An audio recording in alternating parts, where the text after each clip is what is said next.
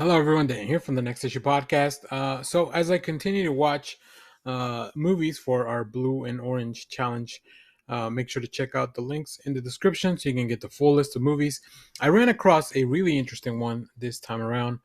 So, today I'll be doing a review for Stormbreaker 2006, aka Alex Rider Operation Stormbreaker. This movie is rated PG with an hour and 33-minute runtime as of the recording of this video, Rotten Tomato score of 35%, with a for the critics, 53% for the audience. This is directed by Jeffrey Sachs, written by Anthony Horowitz, who is also the creator of the series. So, in this film, Alex Rider is a British teenager whom MI6 recruits into its ranks for his skills as a linguist, scuba diver, sharpshooter, and martial artist, as they are perfect for a career in espionage. His first assignment to investigate the billionaire Darius Sale, who may have a nefarious motive for his recent donation of mega computers to all of England's schools.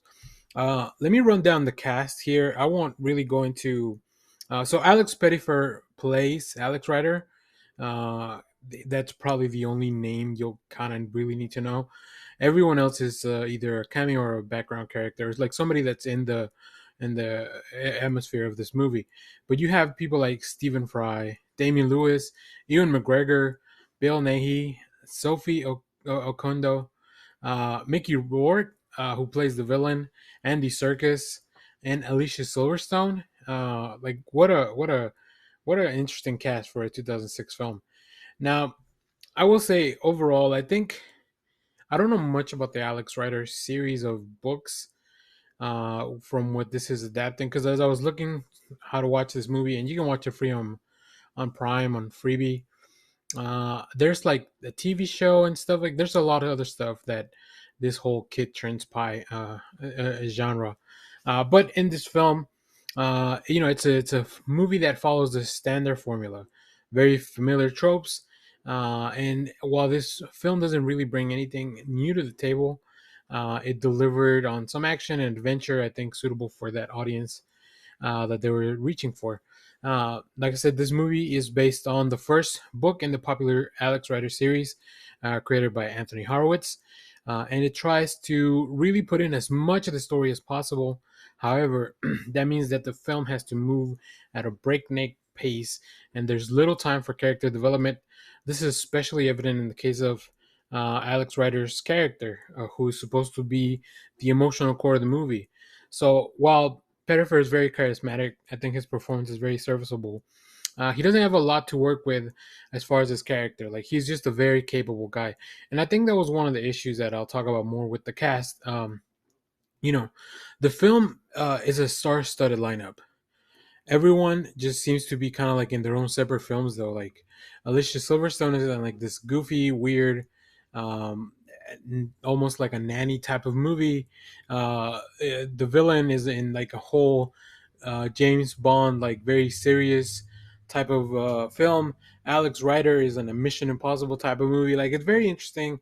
As I was watching this, I couldn't help to see the parallels to the Kingsman movie. Now, obviously, the Kingsman movies they came later than this, um, and they are a lot more geared towards an adult audience. But you can really tell how some of those choices that they made were probably a little bit better to bring to the story. So it's really interesting to see all these very talented actors just kind of be off on their own, and I think it just has a lot to do with there was no way for them to kind of cohesively be in the story. Now, despite the flaws of this movie, I think a younger audience will probably enjoy the action and adventure aspects of it. The film pacing really ensures that there's never like a quiet, dull moment.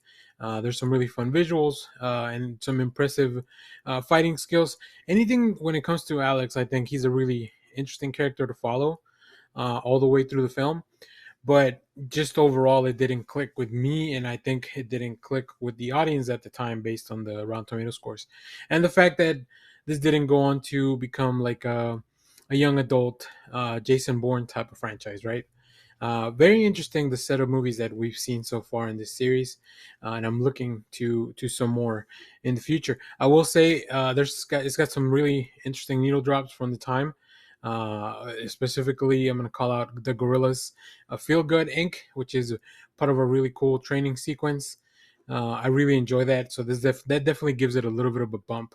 I think, like I said, a product of its time for sure. 2006 was a wild time for them to be bringing in adaptations. It was right before we started going into all these mega franchises that are still going on today. So, if you follow the Alex Rider series of books and films and TV shows and whatever else they may be, let me know what you thought about this film.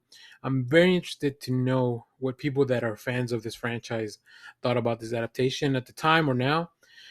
So, yeah, let me know down in the comments. And as always, thank you for watching, everyone. Remember to share, like, subscribe, hit the bell so you know when we go live. That is most Saturdays, 10 a.m. Central Standard Time. Stay tuned. We have more comic reviews, trailer reactions, TV recaps, all that fun stuff here in the channel. Thanks for watching, everyone. Bye bye.